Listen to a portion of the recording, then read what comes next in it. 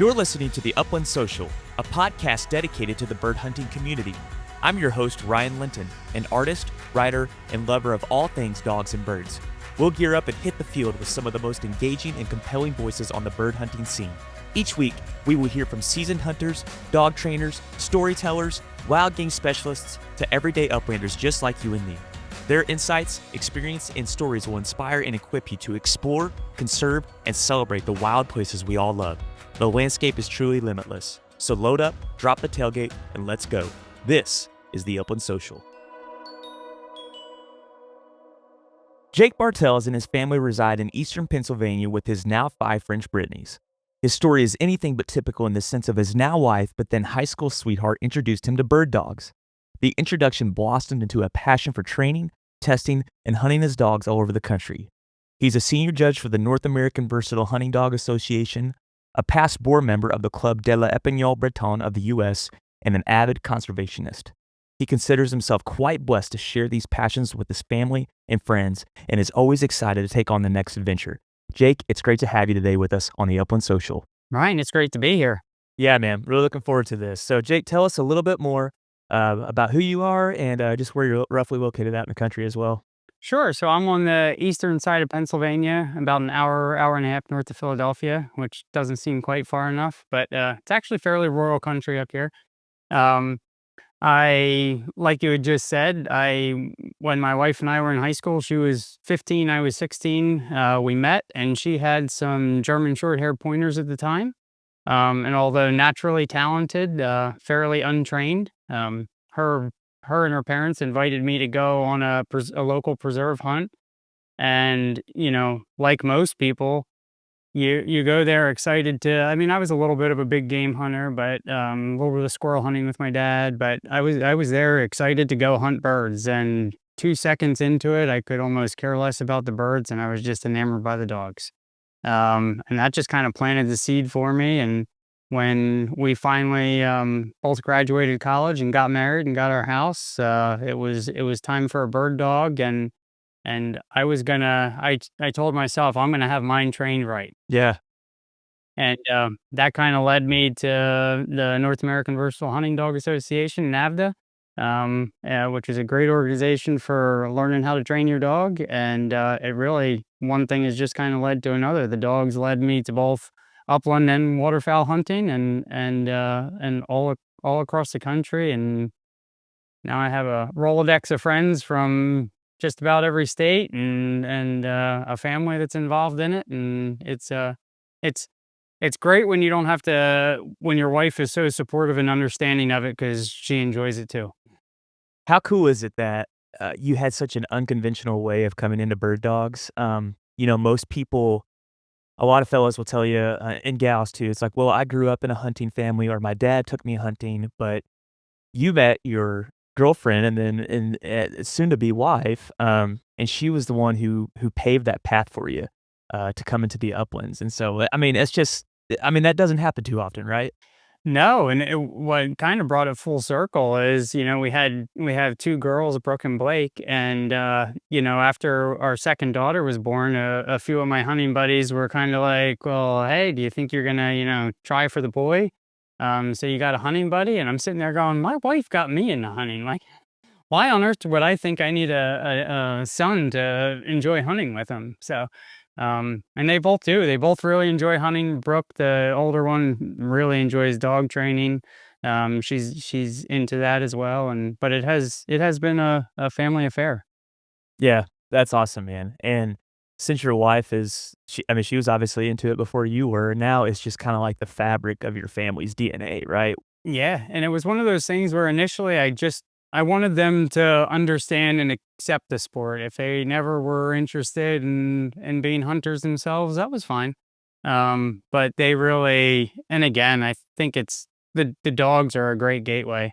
They got into wanting to handle the dogs and train the dogs, and then that instantly just took them right into it. Yeah, I feel like for a lot of people, the entry point is the dog. Um, Society, we just love dogs in general. Not everybody, but a lot of people just have dogs in their home, even in non-hunting homes. Um, But coming into the bird hunting lifestyle, I feel like for a lot of people, the gateway for that is the dog itself, and so I definitely, am right there with you. Um, Going back to the beginning, whenever you saw these dogs, these German short hairs you were talking about, and you said that when I get my own dogs or whenever I do get my own dogs, I wanna do this the right way. So, were there things that you saw in dog behavior that you're like, "Well, I want my dog to be different from this," or things that, you saw that you're like, "Oh, I want my dog to do that exactly." Like, what was it that, like, "I'm gonna get involved with NABDA, I'm gonna do this the right way or the way that I think is the right way." What was kind of those things for you? There were kind of some great things and some not so great things, and neither of them were really trained to retrieve. And I remember they used to always have a water bowl that they would sit out at the tailgate of the truck, and just about every time, only one of their two would retrieve anything. And so when she would get it, she would get it, and then she'd take it to the back of the truck so she could get a drink, and then she might bring it back to you. Mhm. um, but I also remember that her parents were convinced that the dog should flush when you were ready, and so we would walk up to that point, and these dogs were, like I said, naturally talented, not very well trained necessarily, but they were so staunch, and oh gosh, they would be encouraging them. Okay, go get them, flush them up, fetch them up, whatever they could try and get to get that dog to go in there and flush the bird. And these dogs were just like rock solid staunch. And I look at it now and see the number of people that struggle with getting their dogs to be that staunch, and kind of giggle at times. But it was just, I'm kind of a detail oriented guy. And so for me, it was just, I wanted everything to be crisp and clean. I wanted to give my dog every advantage to do the best job it could do when we went hunting. And I didn't even at that time know what that was, right? Like, I mean, Mhm. I hadn't even hunted wild birds yet. And when I got that first dog is when I started hunting wild birds, and I was um, I was involved in scouts, so I was always outdoors, always hiking, backpacking, and that's how I went about hunting. So I went up into areas that I heard rumors of rough grouse living, and I'd pack a compass and a lunch, and me and my dog would be out there. This was before OnX was, you could go on and see successive cuts and one thing, figure out exactly everything. We just spent the day in the woods, and until we came across one, and I went, huh, now what was it that made us find one there and not over there? That kind of started to allow me to figure out what I was doing. I'm I'm somebody that likes to figure it out myself. As a matter of fact, most of most of my friends laugh because I might be talking about going to this state or that state, and they'll be like, "Oh, I got a buddy out there. Let me see if he'll give us some waypoints." Or I'm like, "No, no, no, no, no, no, no. I don't want Mm. any waypoints. I don't want. I love going and figuring it out. Like, to me, that is what it's about. It's about going Yeah. there and trying to learn the birds, and spending enough time with my dogs to know, to trust them, and to know when to follow and when to lead, and just watch it all come together. To me, that's a successful hunt. Like, just getting to do it all on your own. I've never really done guided, and that's not to say it's an intimidating thing to do. That's the challenge I like. I certainly wouldn't judge anyone for saying, "Hey, I only get a week's vacation. I'm going out west. I'd like somebody to show me how to do this." Yeah. I certainly understand that. Yeah. No, I'm there with you, man, too, on, earning it, I guess is maybe a way to put it, where it's like, I like the grind a little bit. Now, I don't wanna go out for a whole week and never see a bird or something like that, and I don't know anybody that does, but I do like this idea of, I'm gonna go to this place that I've never been before, and I'm just gonna go explore and look and see what I can find and kinda put things together for myself. Um, I think there's something really special about that, about just kind of figuring it out on your own. Not that you don't accept help from time to time, I'm not saying that, there's nothing wrong with that, and making connections with locals and things like that. But you learn a lot. You learn a lot through you were talking about that grouse, right? You flushed a grouse. Okay, so let's stop for a second, let's look around. Why was that bird here? Why was it not over there? And through those experiences and through those struggles and challenges, you finally start to put together bird behavior, whether it's grouse or quail or pheasants or whatever, and you can pattern these birds, and you just become a better woodsman, you better become a better person in the field, and just being able to kinda put the whole thing together.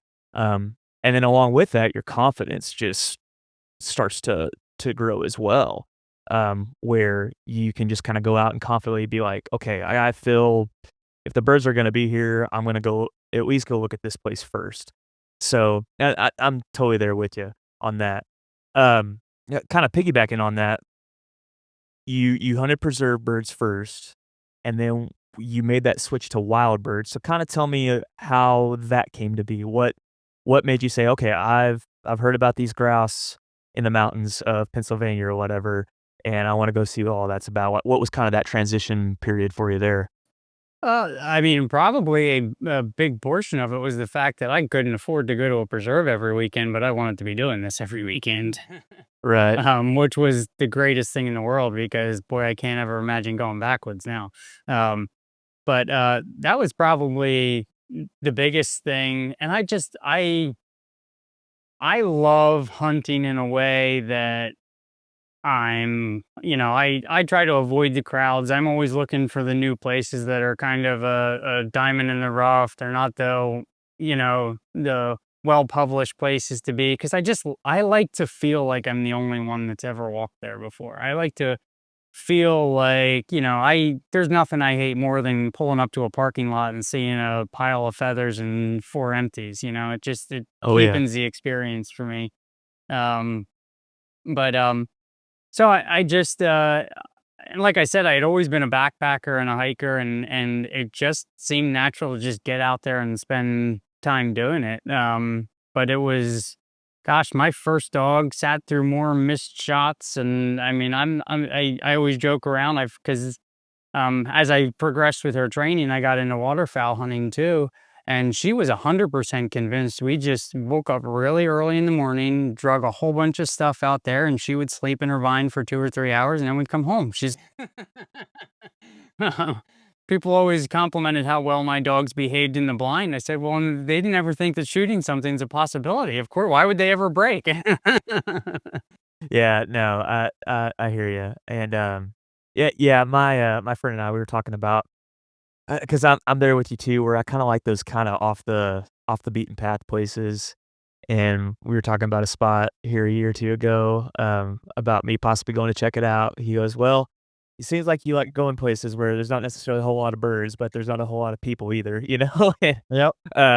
So sometimes, that doesn't do me any favors as far as going there and ends up kinda being a bust, but I do like kinda when I do go to those places and find some success, you kinda feel I don't know, you almost feel a little sneaky in a good way where it's like, "Oh, man, I kinda went to this place that was kinda wrote off by the majority and still had some luck." Well, it comes back to what you articulated very well just before, which is all of these experiences make us a better hunter. And a lot.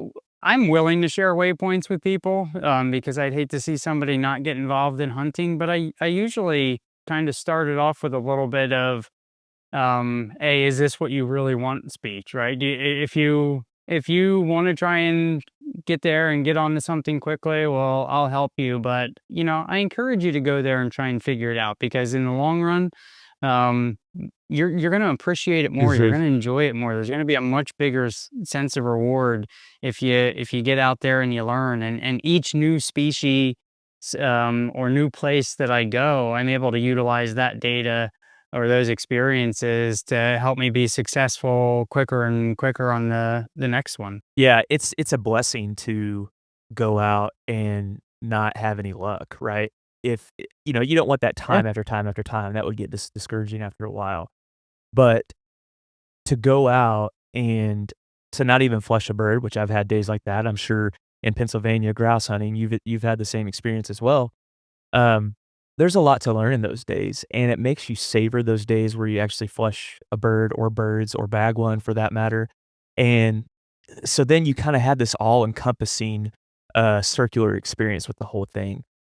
Um, it's hunting is a highly unpredictable thing, and in society, especially with all just how instantaneous all of our things can be now. I mean, I can press you were talking about your headphones that you wanted to have for this conversation, and it was supposed to be here, right?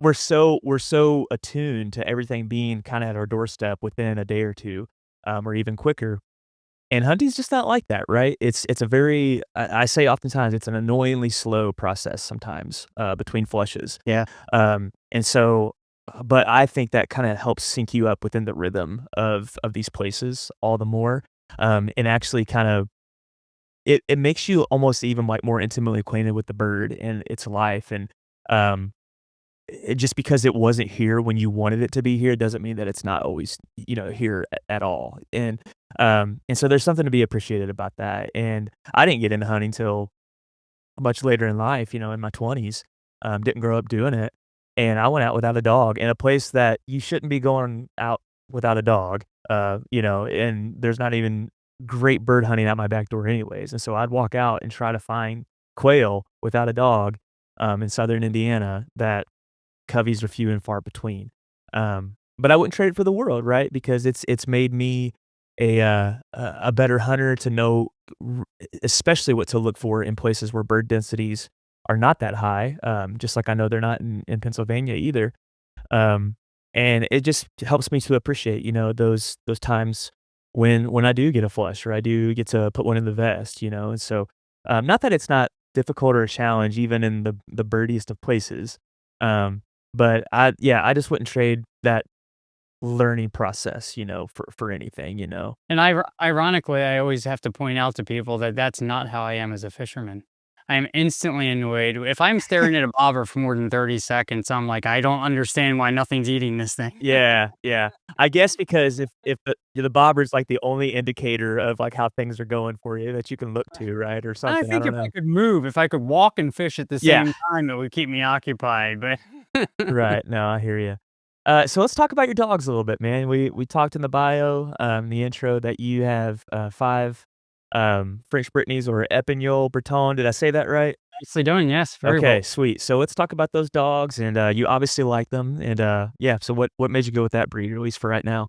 It's ironic. Probably the thing that got me to start with that breed isn't what's kept me with them. And I honestly never thought I'd be somebody that would say I had 5 of the same. Well, I actually was up to 7 at one point, but 7 of the same breed dog because I just love all good dogs. I actually, the group that I travel with to hunt most places, we have everything from red setters, Gordons, Llewellyns, short hairs, wire hair, you name it kind of in the pointing dog world. And there's somebody in our group that has one. And I love watching all of their different styles. And I love how we've strategized over years of which dogs we pair up on which hunts because of how they hunt. But I have had EBs, which is kind of what we say short for Epigilverton. Um, I came across them I think looking up breeds. So when we were gonna get something, it was actually my wife introduced me to bird dogs, and she had short hairs, and her only caveat when we were to get next dog is that it wasn't to be a short hair. Yeah. Because hers would prance around and whine and had a little bit of anxiety, and she linked that to the breed at the time, and not just the fact that it was a rescue dog and it probably had a checkered past, but um, and so I was just kind of going through different breed profiles, and there was something about this. The Epinghil Breton is marketed as this purely close working, energetic hunting style gun dog, and that just kind of sounded like what I wanted. And I still like to describe them as a energetic hunter. Most people go, wow, they look like they're just so enthusiastic in the field. Their legs are just and you have Brittany, so you see a lot of the same things, I'm sure. But they just like their legs are just churning. There doesn't seem to be there's no high speed and there's no low speed, but there's always like that, 3/4 speed that they just never come out of. Mm. Um, and I always say my dogs and I both hunt like the best hunting of our life is over the next hill. I've just always liked to see the enthusiasm they bring. Now, the close working part, I just haven't found to be true. And nor is it something that I particularly would value at this point. Good. Um, as I've learned to train dogs better and trust them more, and there's some pros and cons, but I kind of like my dogs to reach out there and run a little bit bigger, and that for me is about a 1 to 300 yard, range when I'm out west. Okay. Uh, I won't see that necessarily in the grouse woods, although some of the best grouse dogs I've hunted behind were not close working by any stretch. Good. None of which were mine, so I'm not talking good about my own dogs. But that's kind of what got me into the breed, and then I think this story could be told for anybody when you ask them how they got and stayed with their breed is you just start to fall in love with the little personality traits of those breeds, Right. and you just go, well, and then the more you have a breed, the more you're connected with that breed and knowing breeders and knowing, and it just kind of starts to um all roll together into where it was just like, oh, well, this opportunity came up for this next dog, and we'd seen its parents and we liked them, and let's put a deposit in, and one kind of led to another. Yeah. It is kinda like a current that you get swept up into, right? Where you kinda just lock into that world a little more, and I tell people as I'm getting this podcast off the ground, a lot of people I've had on are Brittany people, you included, and it's not there's not like a Brittany ulterior motive to that. It just so I just say it's like a subtle gravitational pull that I've had towards Brittany owners, but, man, they're great dogs. Um, My daughter brought her dog to Pheasant Fest, yeah. and everybody was like, "Oh my god, there's an actual dog in there." So as much as they're energetic and can hunt hard for several hours, like we have most of ours are stuffed animals in the house too, Yep. and super chill. I mean, she sat on the table full of cookies for 4 days straight. Yep. Yep, and I was one of those people, I didn't realize that what was it, Roscoe or Rocket maybe? Rush. Rush, okay. Yep. Rush. I did not realize that they were inside of that little blind or kennel, Yep. and so, yeah, it looks like, they've got a good off switch. Mine does pretty well if we've gone a few days without any exercise or stimulation, you can start to feel the restlessness within the house and sometimes some undesirable behaviors, getting stuff out of the trash and stuff like that. Um, but yeah, I mean, overall, man, great dog, super affectionate, and I've not hunted. I take that back. I've hunted with a Frenchie in Kansas for like 3 hours, but other than that, I don't think I have any experiences with them. But I'd say they definitely do share some similarities in personality trait and drive and things like that. And my dog has, like, an extreme amount of prey drive and gas in the tank, like, where I feel like we can go multiple days. I mean, there's definitely a tipping point, but multiple days where she can really kinda bring it for me. Um, and I feel like we can get some quality hunts in kinda back-to-back days. Yeah. I've got this one limited experience with this one dog of this one breed. Um but it's been just nothing but tremendous where I feel like I get a lot of punch in a small package. She's only Yep. 30 pounds, soaking wet, and so, I tell people it's like having a big cat in the house or like you said, just like a stuffed animal or a teddy bear. She sleeps in the bed with us. Very easy to, like, just be on the couch with, and it's not this 60, 70, 80-pound dog.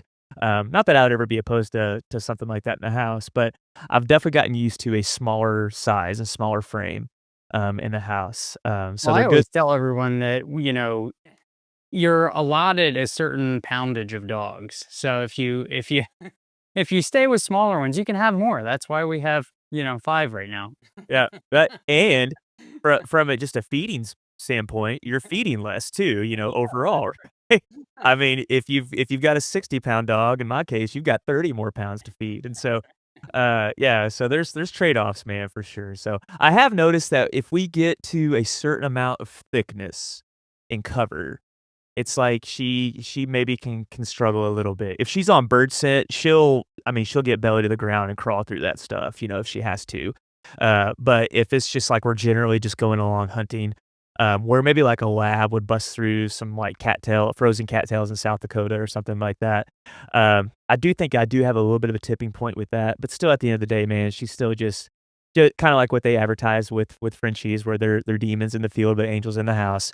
I can still testify that I've got that too with my American. So just fantastic dogs. I can't say enough good about them. They're And really good. some of that bust and cover is just dog to dog, and, honestly, I found that there can be multiple strategies, and that's what I love about just seeing a lot of dogs is multiple strategies can be equally effective, or more or less effective in different things. I've had dogs that don't like to beat the cover, but boy, are they really good at understanding the wind and how much of an area they can clear with making a Yeah, vertical cast, and they can check that whole cattail slough without having to bust through all of it. yeah.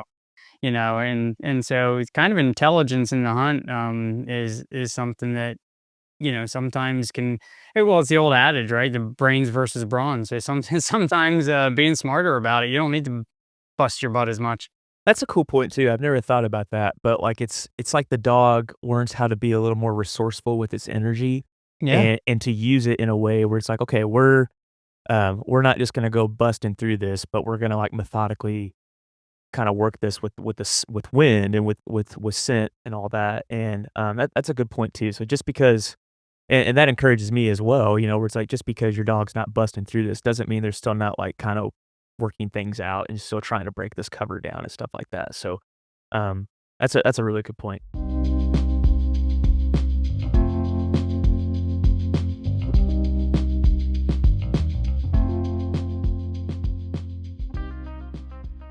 We talked about how you're a trainer.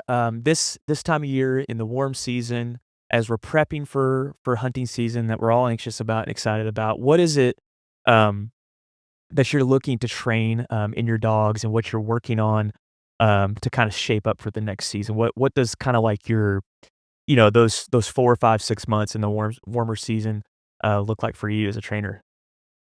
Well, most of the testing and trialing we do is through the summer. So for us, it's usually that next young dog we're bringing up and what level we're at there. We do a little bit of brushing up older dogs, but then it's mostly just physical conditioning for older dogs. I have found that the training, is retained really, really well, and I don't have to do too much of reminding them how to do their job. Sure. As they get older. Um, but with our young dogs, I kind of have a sure, and this is where we can go down a rabbit hole that there's probably not enough memory space on your recorded feed here to to hold up. But the training technique that I've been using most recently, which I learned from Clyde Vetter, is just one that works so well for wild birds because it's about having lots of spooky birds. It's not there's very little hands-on with the dog. There's not check cords, there's not, barrels and cables and all those things that you typically see more in a lot of the field trial way training. It's just done with creating intensity through bird contacts and having control over the flush, and then being precise with your praise of when you like what they're doing and the correction when you don't like what they're doing, and that in conjunction with the timed flush of the bird, you can make them steady pretty quickly, and not only steady but steady in thinking that there's multiple birds in every place, so no longer are they intimidated by multiple flushes, or are they going to run after that first flush and blow the rest of that covey out. Mhm. Which is important to me because if you've ever early season sharp-tail hunted, we call it kind of the birds popcorning, but quite often they're going to go off one and then another and then another and then another. And if your dog's going to take off after that first one, probably going to blow the rest of them out for you, and you're not going to get up there Sure. on time. But if it can just stand there and be staunch and always think that there's more birds there, then you can get up there and you can a lot of times get opportunities on those. So we'll reinforce some of that, and through the season, we do a lot of water work as well, and waterfowl work and tracking work. So we're kind of conditioning all of those things plus our physical conditioning. Yeah. I like that too, where you said spooky birds. I'd never heard of that before, but that's a great way to, like, phrase it because most of these birds do not behave, in a textbook fashion, save maybe the woodcock where their defense mechanism is to be camouflaged and just to hold so tight. Um, Other than that, maybe bobwhite quail and Mearns quail in the Southwest. Man, the birds just they don't care about the script, and they don't care about how much training we've done in the summer, and, I was just telling a guest a couple weeks ago is that their whole job every single day is to survive and not die, and so they're Right. gonna do whatever they can, to make sure that they can do their best job at that. They know their escape routes and their cover, they live there every day, they know exactly their I mean, I don't know how much they think through this, but their survival instincts are so strong that they have a plan of how they're gonna walk through that field or walk through that, that young cover cut, in the Northwoods or whatever. And so to operate in that way and to train your dogs in that way, is just such a great ethos to live by, I think, like spooky birds, birds that, don't play by the rules. And Right. that's not to disparage, like, any training style where there's a ton of some of those formalities like what you're talking about. But man, if you hunt wild birds long enough, you know that you're just gonna have some experiences that just don't really go the way that you planned, and that's what makes it fun, right? But you want to expose your dog to things that are going to give them the most realistic mirror of that, of what you can expect to see out in the field. So Well, because that's where I was seeing the system that I started off using training failing or breaking down for me. And so I would get out there and like I said, I'm kind of, a lot of people are, it's hunting season. I don't care if they break anymore. And look, if you're out there having fun with your dog, you've achieved it, right? It doesn't matter to what level. There's for me, being kind of detail oriented, it like I like to see it clean. Like I like to see that clean bird work even out there on wild birds.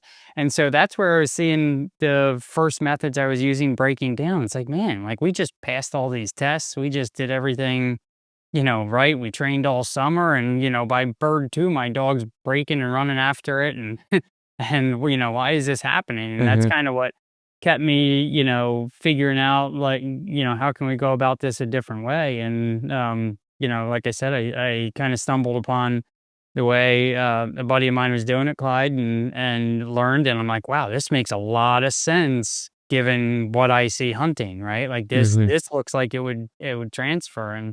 And that first season with that first dog that I tried it that way, I had this young dog that was standing through, you know, 30 sharp tails going off and multiple being shot and just like stood there with this composure. And I'm like, I get, this obviously works. It right, makes sense to the dog. Well, yeah, I don't care if it makes sense to me. It makes sense to the dog on what its expectations are now. And mhm. and so I've just kind of never looked back with that method. Yeah, I mean, and it works for you, right? And so Yeah. it's like there's multiple ways to express, training and what we want, and like you said, if you go out and you're having fun with your dog and you're doing it in a safe and ethical way, you know, more power to you, right? One of my favorite sayings about dog trainers is the only thing any two will agree on is that the third one doesn't know what it's talking about. Yeah, So yeah, by no means, and every method in the right hands can produce incredible results. So sure. this method suited me better Yeah, is what it came down to. 100%. So let's talk about your hunting. You talked about, you've hinted a couple times about, going out chasing sharp tails. We talked about South Dakota a little bit.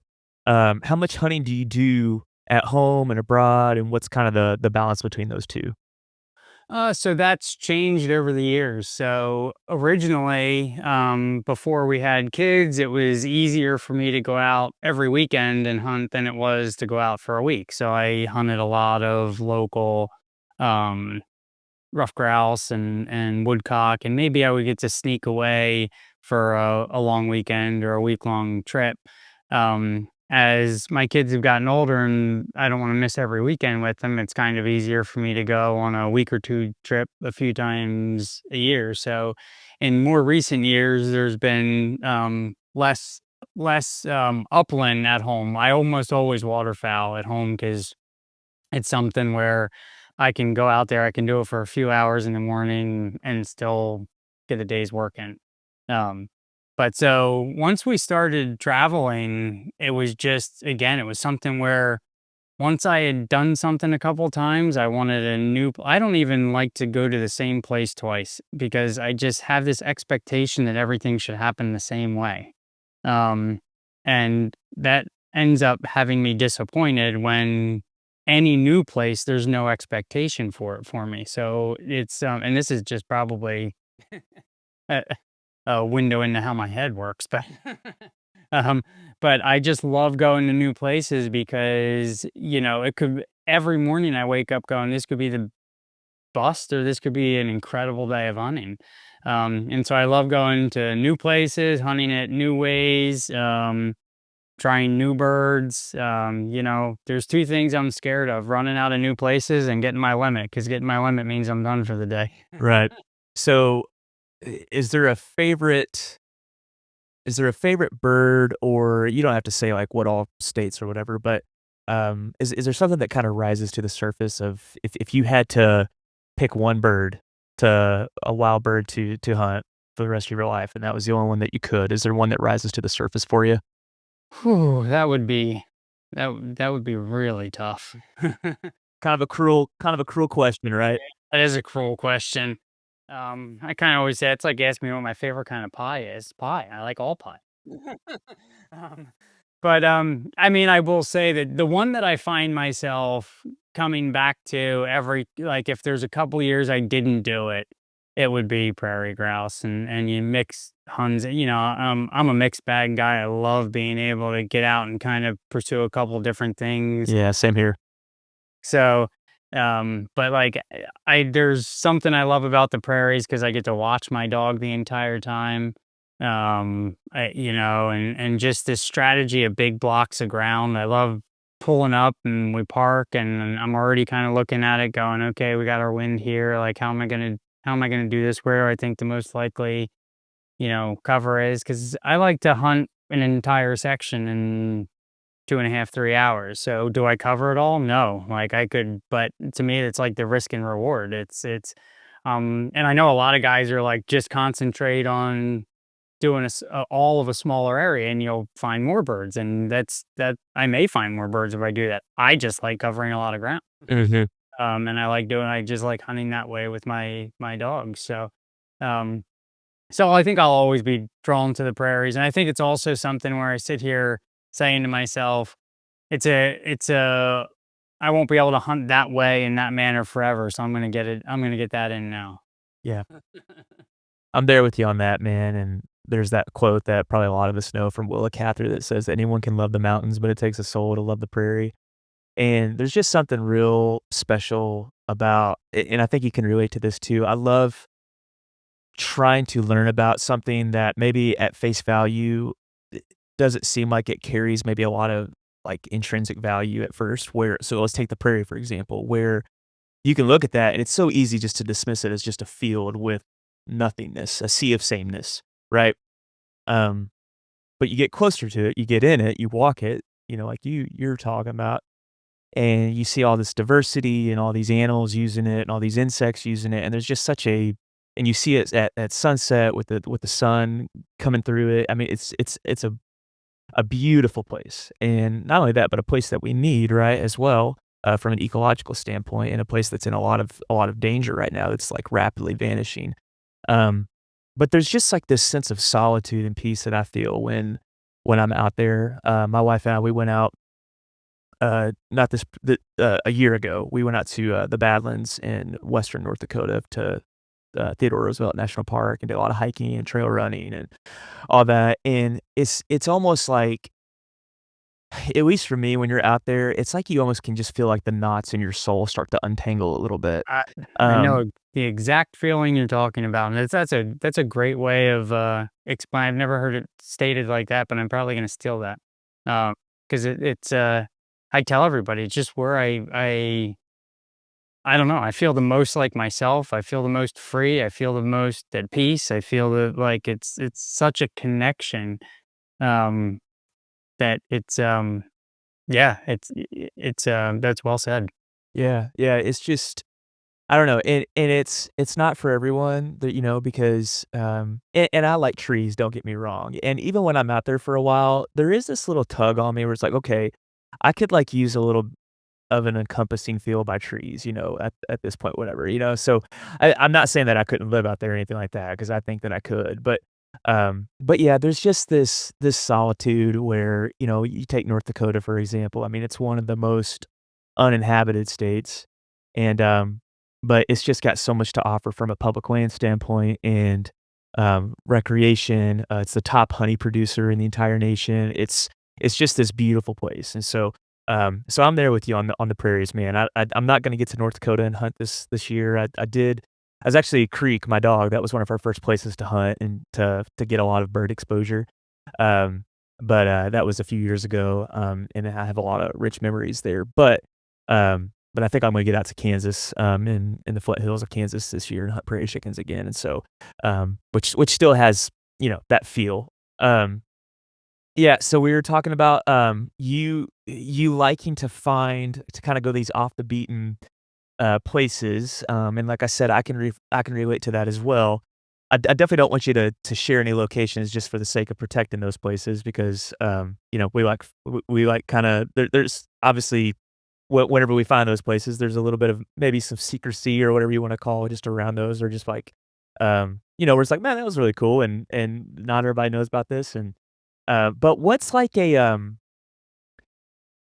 a time where, and like I said, not location or anything, but just like where, okay, I picked this spot and this is what happened. And it can be, like you said, where it was like a great, like, man, I shot my limit, or this was an absolute bust. Is there any like stories that kind of come to your mind for that of a particular hunt?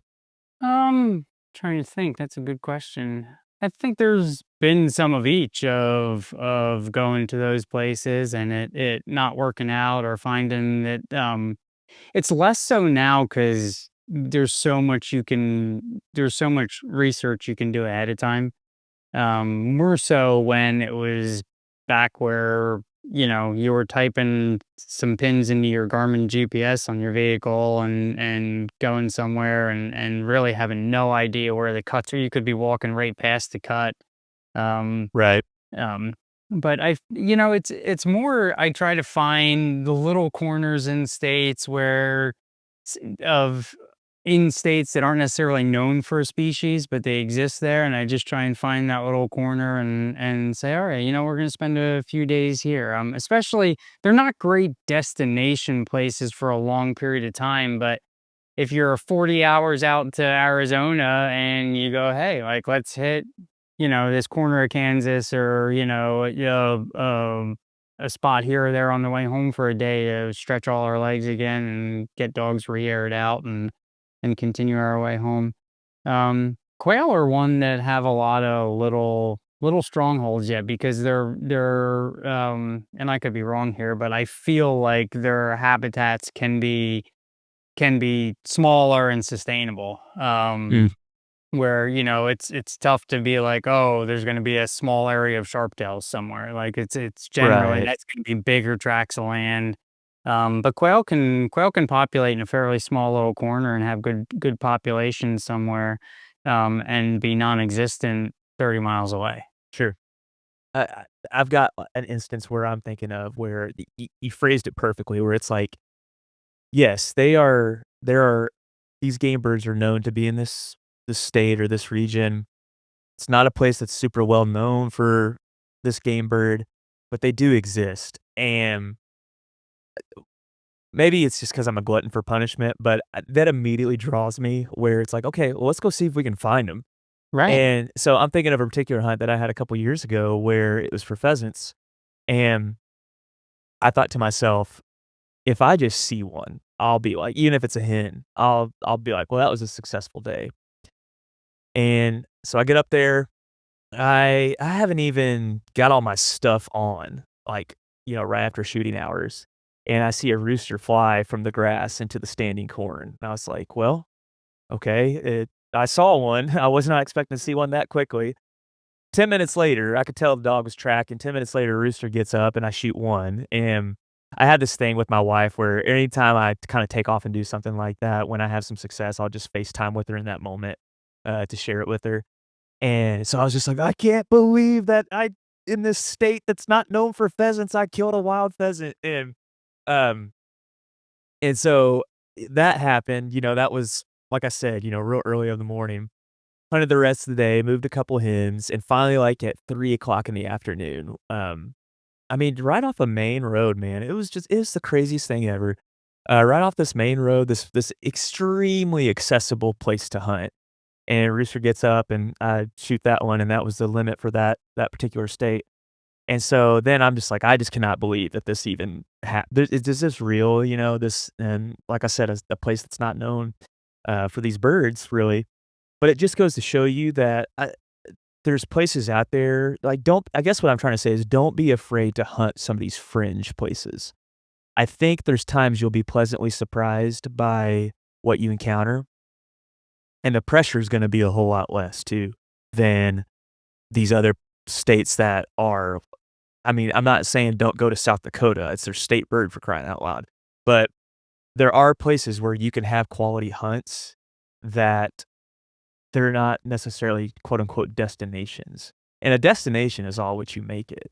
Right. Um, we've got wild pheasants here in my home state of Indiana, up kind of exclusively in that northern 3rd tier of the state.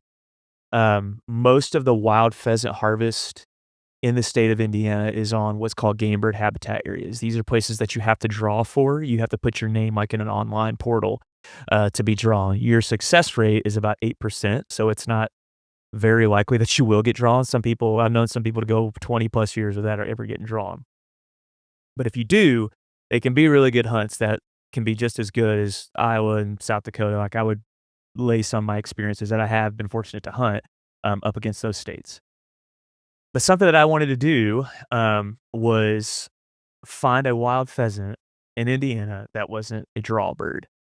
And so I'd had that goal, I guess this previous season, or this previous year was, like, when I'd, like, established that goal. It's like, "Okay, I wanna do that. I wanna at least find one. I don't know if I'm gonna, get a shot, um, but I wanna at least just say that hey, I laid eyes on a wild pheasant that, like, literally of the millions of people that live in this country, they can go find this pheasant too." Um, and so sure enough, man, I mean, I was pleasantly surprised that the 2nd day of season, I was able to accomplish that, and not only that, um, but to harvest that bird and to bring it home, and so I was just so thankful for that, and once again, it's just one of these fringe places that had really quality habitat, um, so I guess what I'm getting at, anybody that's listening is like, just do your homework. Don't be afraid to kinda just explore, and even if you don't find a bird, or maybe if you're pheasant hunting, you only flush a hen, that's still really good data, and I think that that place is still worth checking out again, and so these fringe places, I think are worth attention is what I'm saying. Now, I'm not saying for anybody to come to Indiana necessarily, for, couple reasons. We don't have a ton of birds, but also, if depending on how far you're driving, you might as well just go to at least Iowa, or something like that. But, man, that it can you can be surprised at times, and it sounds like you have been too, with experiences that you've had. We're just trying to place out. Right. And not finding a bird is not failure. So, uh, 100%. so you're gonna learn from it. And I always see with the days you do find the birds, it's in those places. For me, it's even more than just I got to find birds in this fringe spot. It kind of like it makes my conservationist heart smile because it's like, oh, awesome. There's these little pockets that this is what's going to save populations when something goes wrong. Mhm. um, and so it just always makes me happy to get to see that they're existing in small environments as well as big environments. Yeah.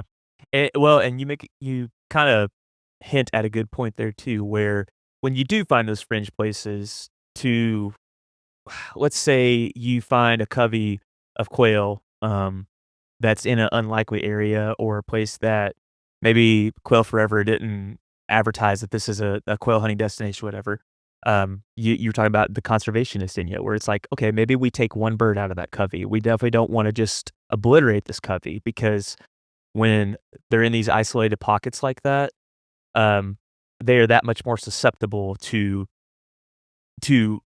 pressure and and obviously besides humans you've also got hawks and four-footed predators that are hunting these birds as well, or just a weather event that could take them out. And so I think that's to be noted too, that when you find these fringe places, maybe you don't even pull the trigger. I mean, there's plenty of people that grouse hunt in Appalachia, for example, that they go, they find the bird and they just let it fly, or if it's not perfectly pointed in textbook, they just let the bird go, and that's their kind of their vote for conservation, in Right. that moment. And so, it's, nothing wrong with that either. So, that's you bring up a really good point with that.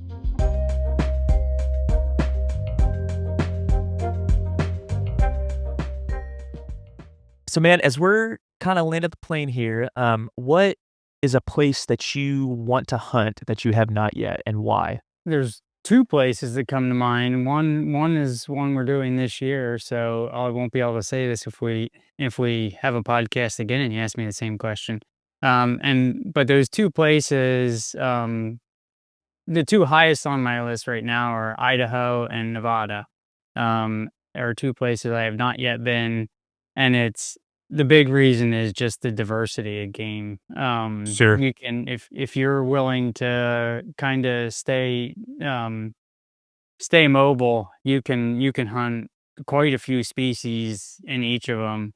And now Nevada's starting to gain some popularity, but you don't hear too many people talking about Idaho.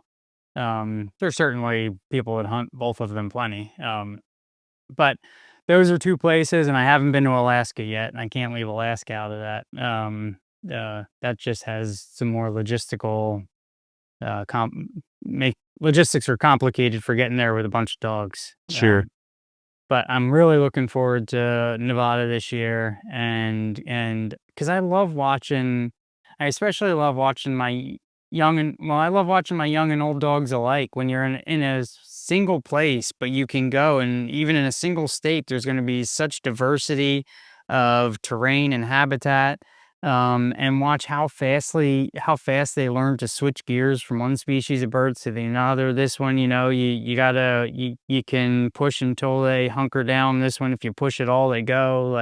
Um, I just love watching the dogs figure that out, and me figure it out. Is there something? Boy, should we have approached this differently? If you just get down in this washout, you're just gonna run them out the other side of the washout. You should hunt do multiple dogs work on this species of bird better than one at a time? I just love experimenting with all that stuff. And when you go to a place that you can do that with 4 or 5 different species of birds, that's just, that much more exciting to me. Sure. So are you targeting Chucker then out in Nevada? Is that kind of the main thing on the menu, or what all are you hoping to get into out there? So Chucker for sure. So I've done Chucker in Utah, in the cliffs, uh, Yeah. which and it was funny because I actually purchased a hunt from a few locals out there. It was for a fundraiser, and so I purchased it, and to sweeten the pot a little bit, I went out a day early and we found birds on our own first. So that was that Yeah. made me feel okay about then having a guide. But um but the next days, wow, they actually brought a guy in that was a mountain firefighter to guide me, because they saw quickly that I like to cover a lot of land, and, that boy had a whole different set of legs under him, holy moly. Mm. Yeah. But it was neat being up in, because I mean, we would park low, and the first thing was a several thousand feet climb. And strategizing on, you picked a dog and you were gonna hunt that dog for the entire day. And then, we had some tough conditions where we had in the shadows, there was, ice crystally snow, but, you couldn't wear boots because that same ice crystally snow they needed traction when they were on a cliff and there was that ice crystal, that kind of ice cap snow. So, um, trying to keep your dogs in the best shape you could, and it was just a physically demanding hunt, on a second year of bad populations in a row. I got to pull the trigger twice and connected with one, and that was the better part of a week-long hunt, and I will tell you, it was one of the most successful hunts I've been on. So, Yeah. just getting to be up, I mean, feeling like you're above the clouds, it was just a lot of fun. So, looking forward to doing that again, in Nevada. Now it's not gonna be quite as cliffy where we're looking to go in Nevada, but doing that is definitely high on the list. Yeah. Yeah, we just came through Nevada, last week. We took a trip out to California and Oregon, and, I remember, like, coming into the city, into Las Vegas as we were landing, and I was just like, I just could not even imagine bird hunting out here because I think there are chukar, like, right outside of Las Vegas too, um but yeah, it's just such a landscape that I'm 1, I know I would be highly intimidated by, but 2, I just know nothing about, but it is fun kinda flying over if you've got a clear day, and I don't fly a ton, but when I do, it's kinda like, "Okay, that looks like, you know, a chukar would be there," or this if we're flying over Kansas, I was like, "Oh, I bet there's pheasants down right here," and it's actually cool. We flew over, a part of the Flint Hills in Kansas that evening, and I was like, "I know that place, I've been there," so it's hunting chickens, and so, but yeah, I'm kinda getting off track a little bit, but yeah, I'm definitely there with you out west. I wanna get out that far too. I've not The farthest west I've been would be western North Dakota, eastern Montana, which was awesome, but I wanna get out to Utah, Idaho, something like that, and just like what you're saying, the mixed bag opportunity that exists there and, where you can walk and get into roughs and duskies and chukar, and obviously, sometimes that's not easy to do all, like, in the same walk, but it's within a day of driving, maybe a half day of driving, you can have quite a few mixed bag opportunities, Yeah. and just beautiful country too. You got that Snake River Canyon and all that stuff to up through there. I wanna hunt ptarmigan at some point. I know there's some in Utah and Colorado, and so, um, yeah, so I can relate to that, man, Oh, just and even on a little different avenue, a mixed bag hunt that I've had on my radar and I haven't gotten to do it yet is kind of the coastal plains where you can jump shoot ducks at the same time you're woodcock hunting. yeah, Um, and that just, we have all or, we train all our dogs as versatile dogs, and to me that just sounds like a lot of fun. yeah, yeah.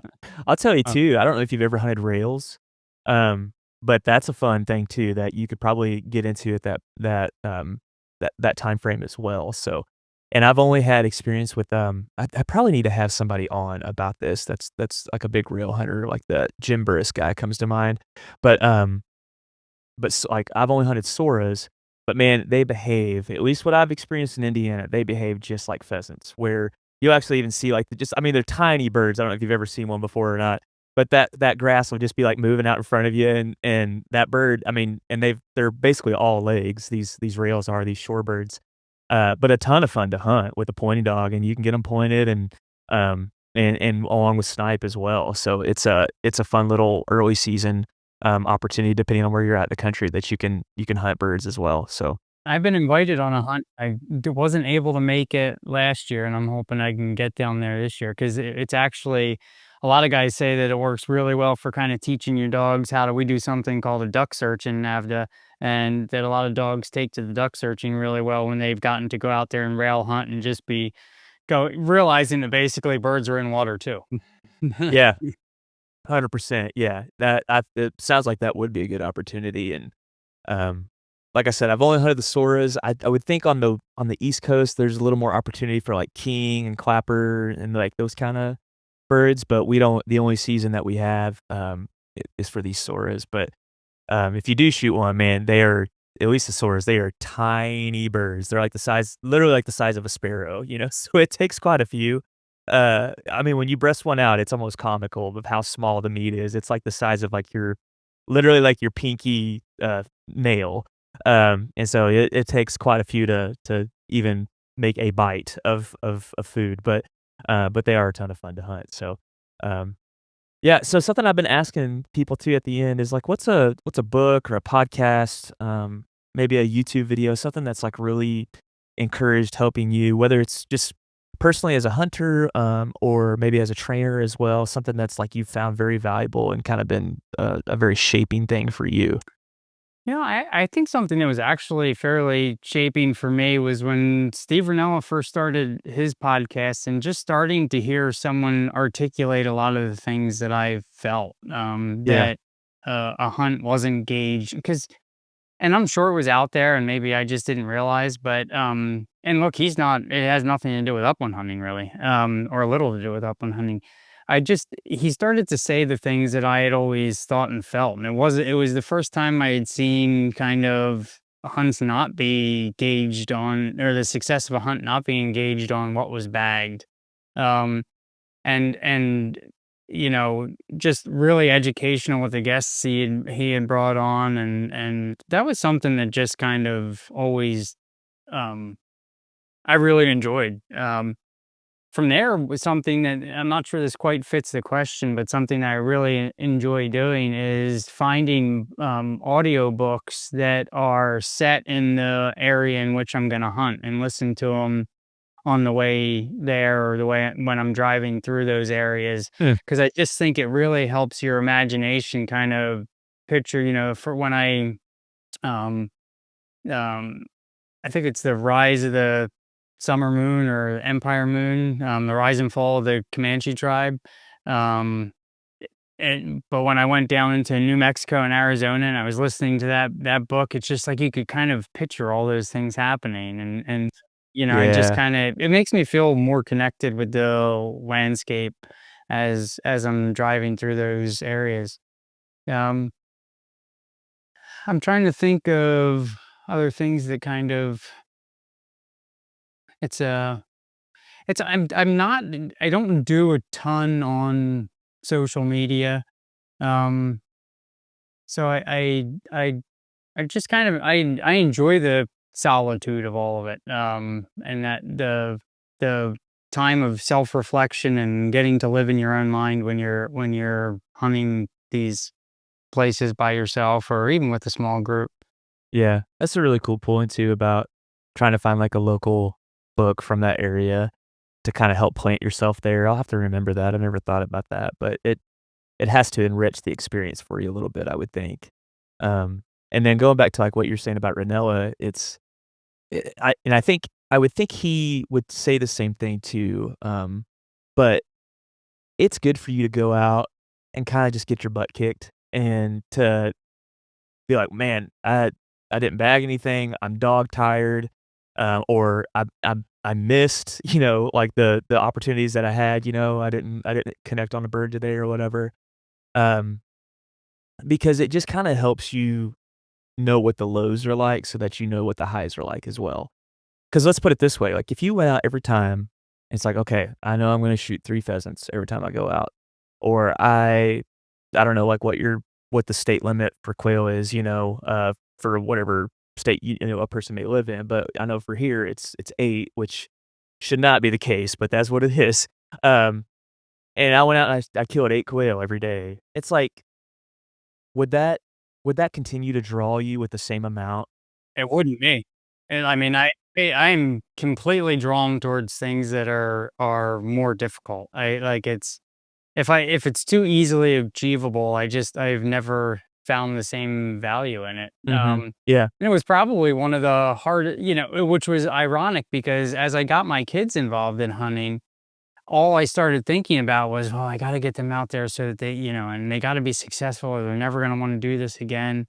Um, and it wasn't until I kinda said, "You know what? I'm not gonna put this pressure on myself. I'm gonna teach teach 'em to enjoy all the same things I enjoy, and Mhm. we're gonna stop and look at how this tree broke off years ago and now grew 90 degrees out and then straight back up again, and we're gonna talk about that and why that happened, and, um, my daughter loves duck hunting, and I think she loves it more for this for the animals we see other than ducks. I mean, Yeah. minks working a little ice ledge on a creek, or the deer crossing within 5 feet of you that has no idea you're Yeah. there. And I always say that when you're not out pursuing an animal, or pursuing or when you're seeing animals that you aren't there to pursue, it's such this relaxing moment in which you truly just get to soak it all in and enjoy it. There's not the like, okay, I got to be ready. I got to wait. Okay, when that turns a certain way, that's when I'll draw, or what, um, Right. So I enjoy all those little things. Mhm. They've my girls have taught me to because I've told you I like to put on a lot of miles, but and at first I was really worried about how that was going to look with hunting with my kids, but they've taught me to slow down. Every lesson I thought I was supposed to be teaching them, they taught me. Yeah. No, that's cool, man. That's a really good way to put it. Because sometimes I think kids can be the greatest teachers of stuff that we just need to be reminded of. So that's a really good point. And it's almost like I think a lot of us can relate to this. It's like you're a conservationist or a nature lover that is just impersonating as a bird hunter almost or something like that in a way. If I could shoot that bird and my dog could bring it back and I could blow air back in its lungs and let it go for like admire it for a minute, and other than that, I love wild game meat, and we really enjoy as a family cooking and drying different wild game. Sure. But certainly for species that need our help right now, I would practice catch and release in a moment. Mhm. Yeah, yeah. No, I understand that. I'm there with you on that. Um, yeah, it's like, I think about because I put on a lot of miles too. I walk a lot, and around here, you have to. Um, but I remember my wife and I, we were hunting together this last fall, and she didn't carry a gun. She's just walking with me on the logging trails for grouse. But we walk a lot, but I kept just telling her, "Well, we'll just kinda mosey over here, we'll mosey over there," and there's just like eh, it's almost like I don't wanna shoot myself in the foot by saying this or something, but if it was just hot and heavy, like bird after bird after bird, it's almost like, "Man, just give me a minute." I just wanna, like, enjoy, like, not that I wouldn't enjoy that because I love just the flush and, like most of us, um, but I like just, like, walking and exploring, and like you said, identifying this tree and seeing this tree that fell over that's now kinda, like, returning to the soil or finding a drumming log or, just name it. Um, and so I'm right there with you, man, of just kinda savoring the experience and just being in the context, I guess is what I'm trying to say, of the moment and not just, like, chasing after the bird, and I have to this is counted as a failure or not a success if I don't find the bird, you know what I mean? There's just something about being out there that makes every part of it, but whether, all of a sudden, if I have a bag of sunflower seeds, they taste better when I'm out hunting. Yeah. And like, it's just something that being out there, the anticipation of what's ahead, um, it's just such a rewarding experience. Allows you to self-reflect a lot. I love just getting to let my mind wander, and I've solved more problems just out in my head on a long walk in the woods or a long walk in the prairies as I could ever do anywhere else. Well, man, final question here for you. Sure, What keeps bringing you back to the uplands? it's my home. It's just where it's there's a point in which every time I'm out there, I think I'm going home to pack my family up, and we're heading. I It's where I'm most at peace. It's where I feel connected with nature. I feel connected with um I don't know, what, and remind me what you said again. It's where the something's untangled in our. Where the knots in my soul begin to untangle. Right. Like, I mean, I love that because that perfectly describes it. It's just where there's a level in which all the weight of the world just comes off you. I get to spend a moment with these dogs where we're working as a team in virtual silence, and I'm just out there and enjoying my surroundings. Love it, man. Jake, it's been really good to have you on the podcast today. Thanks for joining us on the Upland Social. Well, thank you for having me. It's been fun.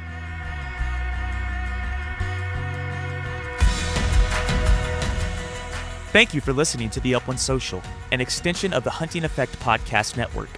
Recording and editing of this podcast, plus intro and outro music, was performed by me, Ryan Linton. My aim is that through this episode, you are more equipped and inspired to explore, conserve, and celebrate the upland hunting lifestyle in the beautiful places it takes us. Until next time, whether it's right here or out in the field, we'll talk soon.